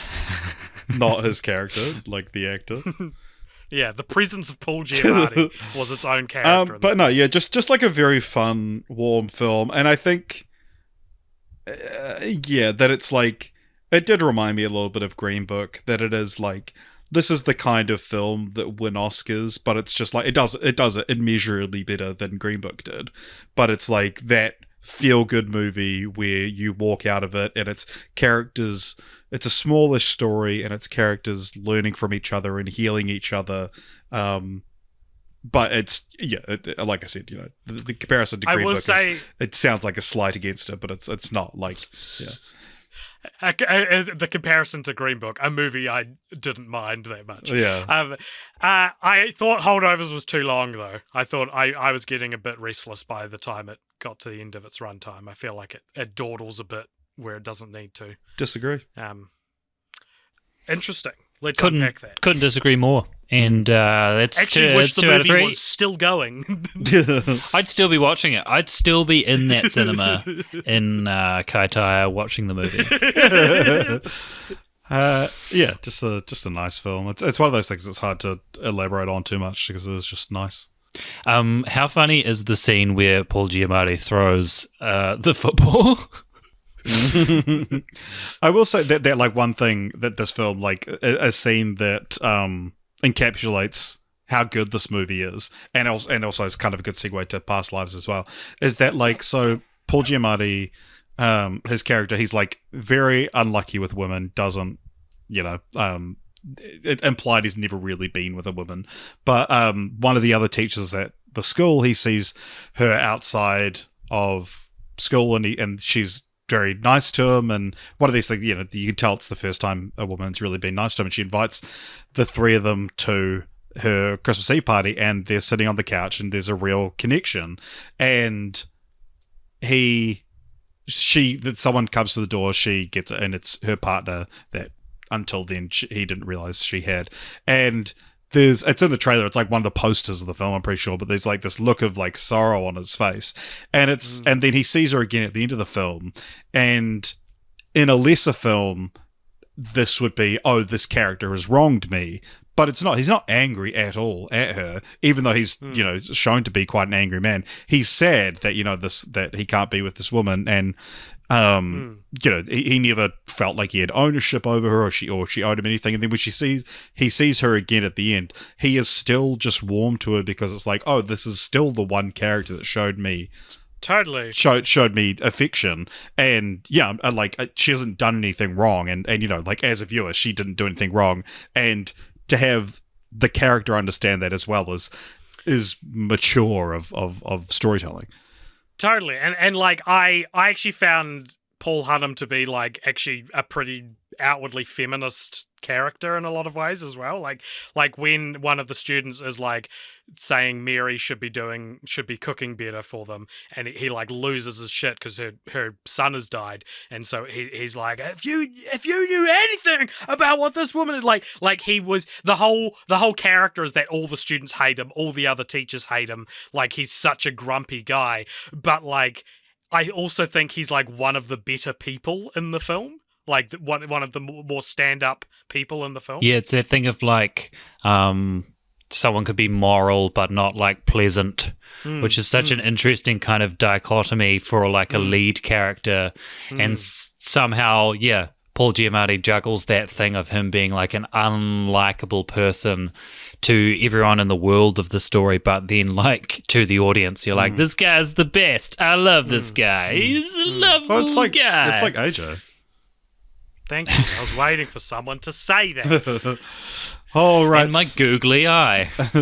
So, just quickly, we'll go over the best director nominations. So, you got your Justine Triet for Anatomy of a Fall, Martin Scorsese for Kills the Flower Moon, Christopher Nolan for Oppenheimer, Yorgos Lanthimos for Poor Things, and Jonathan Glazer for Zone of Interest. I'm pretty confident this will go to Nolan. Yeah. I mean, that's what's in the air. That's the electricity in the air. I wouldn't even guess who would be second. I would maybe go Jonathan Glazer, actually. Not from my feelings, but they really need to start giving out second and thirds. Yeah, because you want to know. I want to know who was close, who was like this close, and also by how much. I want to know by how much. This is very kept information, Aaron. I don't think the world will be a better place if this information is released. I think it would make people that's go, true, like, actually. Yeah, because in your mind you can always be like, but my movie was a close second. But you don't know. Maybe it wasn't. Maybe it was fifth. Yeah, exactly. All right, so on to our final film. Everyone understand the rules? Out of the films remaining, I'm going to say 3, 2, 1, and then we all say. Past Lives. 3, 2, 1. Past Lives. Past Lives is one of the best films I've ever seen. This is incredible, man. Wow. I fucking That's love hard this praise. so much. This is, for me, this is so high at the top of my list of the 10 pictures. Like, I got to see this early, and I was sitting at an empty cinema with me and what I was still a film reviewer at the time, and it was just me and one of the other film reviewers. We watched it at 9 a.m. and then it was very much just like, fuck, I can't believe I have to go about the rest of my day like with just this just sitting over me. And then I got to have like a half hour sit down with Celine Song, the director, when she was in New Zealand, and it was the last interview I ended up doing.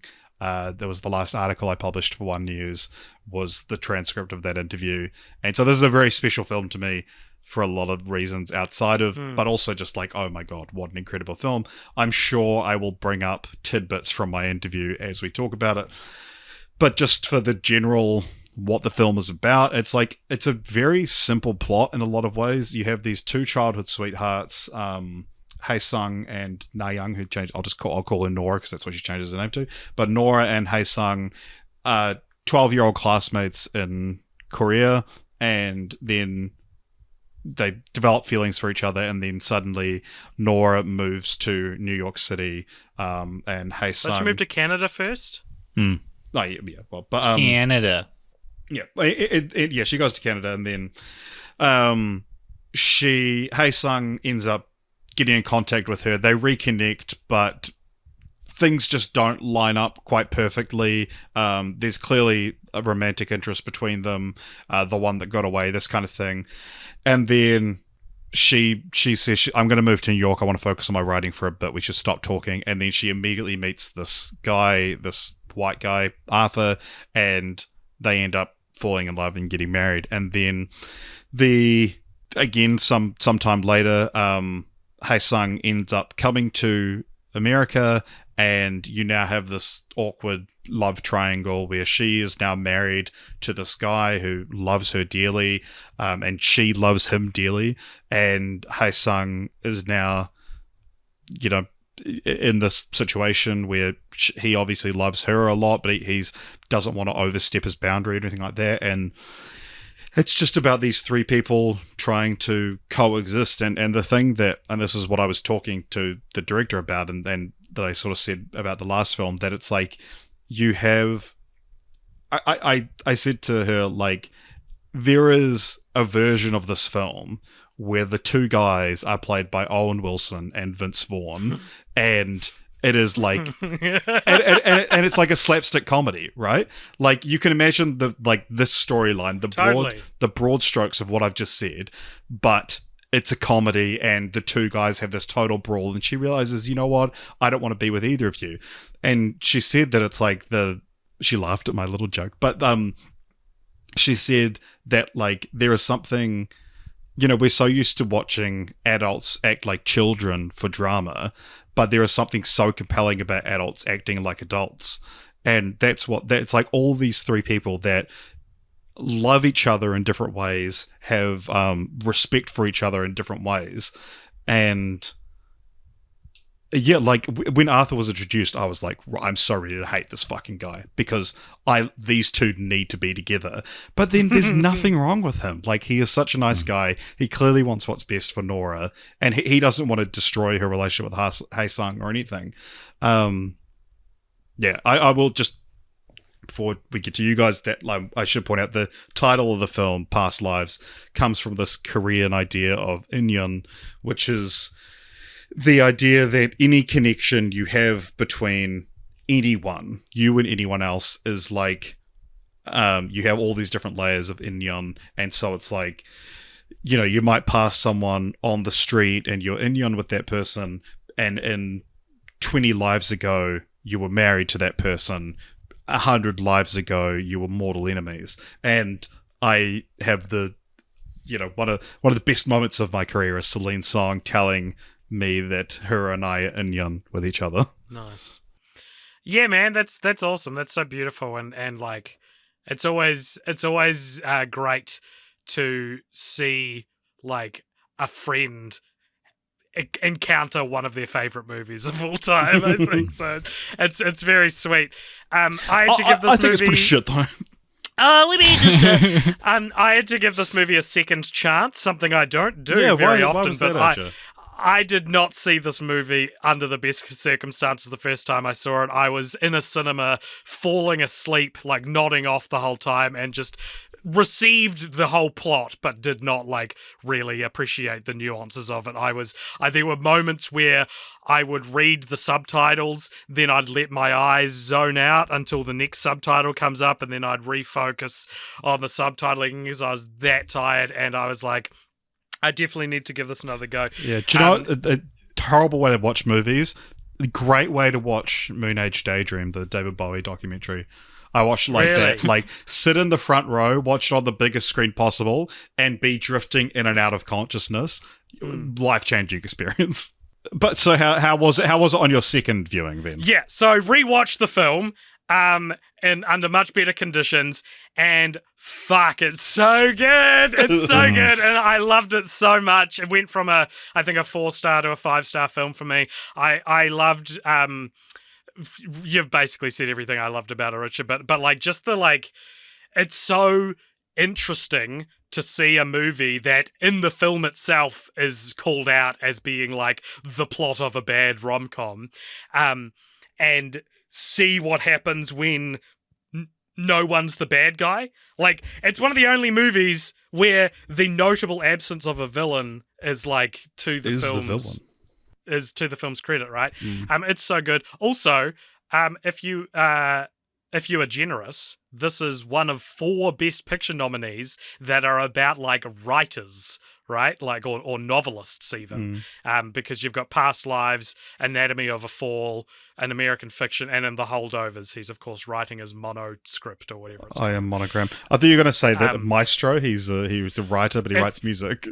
If you wanted to stretch the parameters further, you could include Maestro. I would also say main character in All of Us Strangers is a TV writer, but that feels more like famously not nominated. Exactly, and also if it did get nominated, it'd just be another like, well, Hollywood loves movies about movies situation. Yeah, right. But in this movie, the novel that he's written is called Boner. And then it's just you're never told what it's about. It's never spoken aloud. He's just at a book signing at one point, and the book is called Boner. And I think that's pretty weird. Do you know what it reminds me of? Other Best Picture nominee that the three of us have talked about is when that woman in Three Billboards talked about how big Woody Harrelson's dick was. Like, just this random out-of-field dick joke that the film feels better than, that goes nowhere. Oh, yeah. It's a real marimba version of PAMP.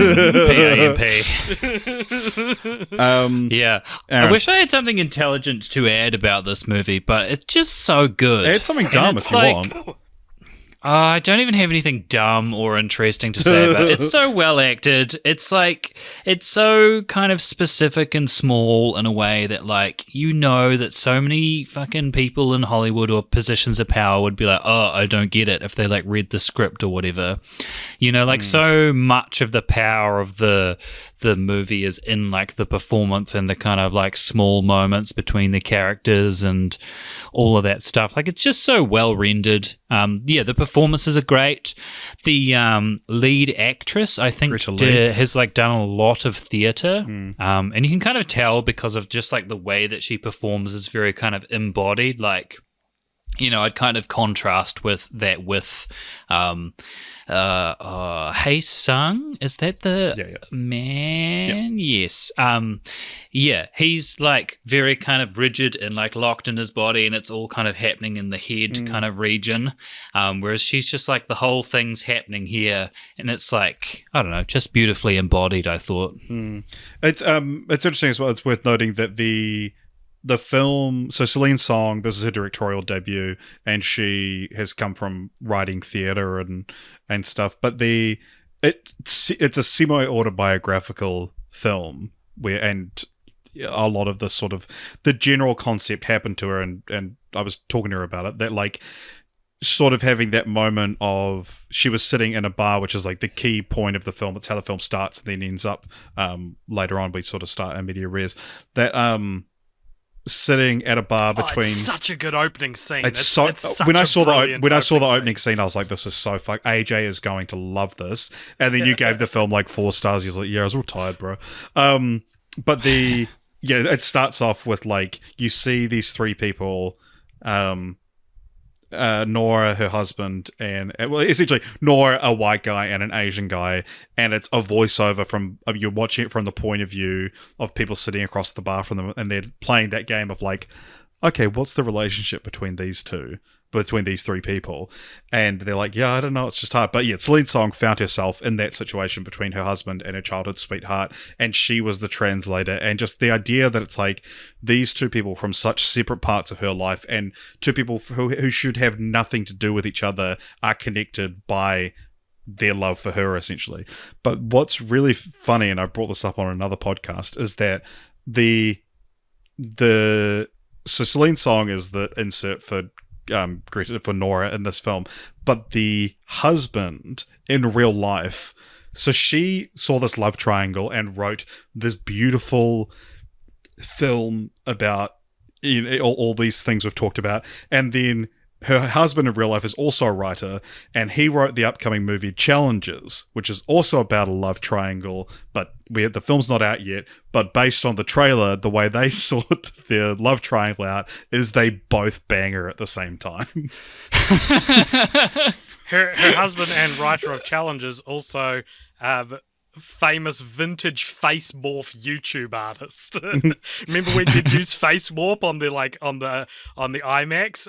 This is the dude that if you're familiar with the genre, this is the dude that made the Potion Seller video, which is truly an all-timer YouTube video, I think. And his name is very hard to pronounce. It's like Justin Kurtz, and his channel is so funny, and it's all, you feel stupid laughing at it because it's all face morph shit. Yeah. But he essentially uses different morphs to play different characters, and he's So fucking funny.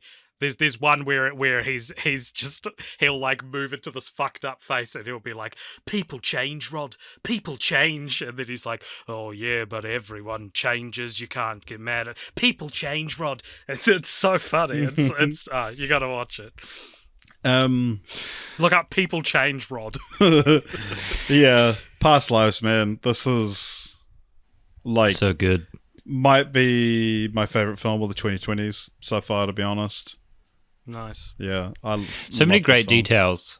Like the 12-year thing being like the kind of, important because it's like the 12 signs of the zodiac. So you've kind of gone through one cycle of your life or whatever. Yeah. There's so many small like details about it that are so good. One thing that's I want to mention as well, because I saw a lot of people talk about it and I asked Celine about it, is that like, I saw a lot of people be like, oh, the best thing about this film is the way she shoots New York. And like I haven't been to New York, so it's not something I can necessarily comment on too much. But it's like, yeah, and it was shot on location. And Celine Song has said in many interviews that like the two biggest divas on set were the camera, which this was shot on film, and New York City. Is that like just dealing with those two things was just such a ball ache.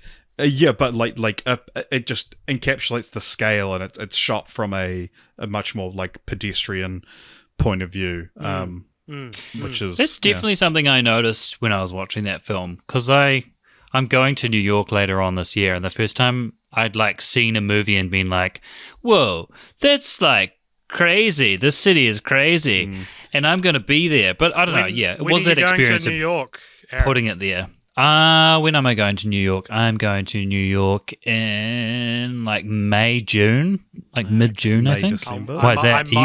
I might be going in probably September or August. For what reason? Just going on a holiday. I'm actually going to Canada, but we're hoping to get to New York as well. Yeah. Cool, man. But I think it's because it's shot sort of through Haesung's perspective of like a pedestrian or like a tourist seat for the first time.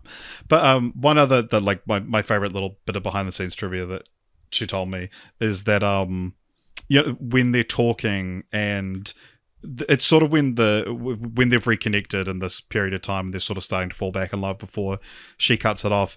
When it's sort of highlighting the issues, not only are they having to deal with time differences and everything, but the internet's not always good, is that Celine Song was there on set with a dial, which so those calls were recorded live in like separate rooms, like next door to each other, but live, and she had a dial that could control how good the signal was between the two of them, and so just as they were getting into it, she would make the internet lag, and so that was all done live. Awesome. Yeah. Wow, that's amazing. Yeah, so that is the films. Also should mention this is only nominated for screenplay and picture, which is fucking bullshit. There was a time when this was like everyone's pick for the win. I feel like when it first dropped. Yeah, when I did the interview, I was talking to her about the odds, and I was like, "This is pretty high." Like, she should have been nominated for Best Director. I would put her so high above Greta Gerwig to be nominated for Best Director. I would also say that the three leads. This isn't a game where I'm replacing who was nominated, but the three leads, I was like, these are all such good performances. Like, I don't know if you could only nominate one. I don't know which one I would necessarily choose. Yeah. Also, John Magaro, who plays Arthur, is married to a Korean woman in real life, so he already has like a little bit of Korean. And yeah, he was like, do you want me to brush up? Because like I know a little bit, I guess. And she was like, no, that is the perfect amount to know. Like what you pick up being married to a Korean person, that's all you should know. Nice. Well, that is our Oscars cheat sheet duology episode done for the year. We will be back in another 2 weeks. We do have one award left to cover, which is, what do we think is going to win Best Picture? Oppenheimer. Oppenheimer. Yeah, probably Oppenheimer. Damn, Oppenheimer. yeah, let us know what you guys think. You can do that in the Discord, which there'll be a link to in the show notes.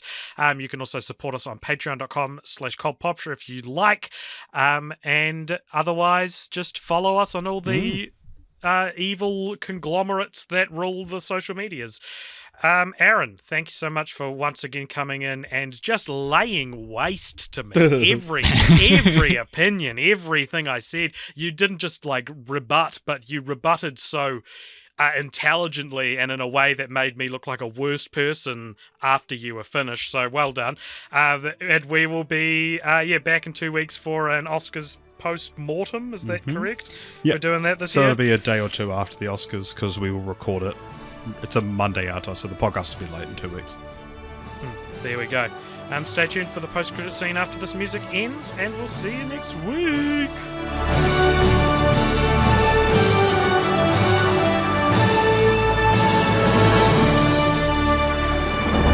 Welcome along to the post-credit scene. This is a segment at the end of each episode. If you donate $5 or more over at patreon.com, you get to give us something to talk about, and that's the post-credit scene. I'm speaking quieter now because it's 11 p.m. and I am in my room above my flatmates who are sleeping. Jess just went and grabbed some headphones to go to sleep. Richard, who is the post-credit scene from and what is it? Today's one comes to us from Michael Prefontaine, who says, if you could put a new word in the dictionary, what would it be and what would be the definition? Oh my god. Scushy. Scushy! Short for discussion. Yep, that's great. Mm-hmm. That's great. Raucous. Is that not in there? No, sorry, raucous. Okay. So it's something that's so raucous it makes you nauseous. Nice. Nice. And I say that because I once mispronounced that in front of my family, and they were like, "You fucking idiot! It's not pronounced that way. What are you like talking about something that's so raucous it makes you nauseous? You fucking idiot!" And you were like, yes, I was. I coined a new term. Yeah. What about I like how me was. being quiet has made everyone else be like quiet. raw sus? When like, you know, when you cook chicken and it's still a little bit pink and it's like and it's raw, it's like just a little bit sus that it might still be raw. What about quiet-tagious? It's when you start being quiet, That's so everyone else starts fucking being good, quiet. AJ. That's pretty probably the fucking smartest thing you've ever said. That's the first time I've been legitimately impressed by something you've Wow. said. Ended on a high.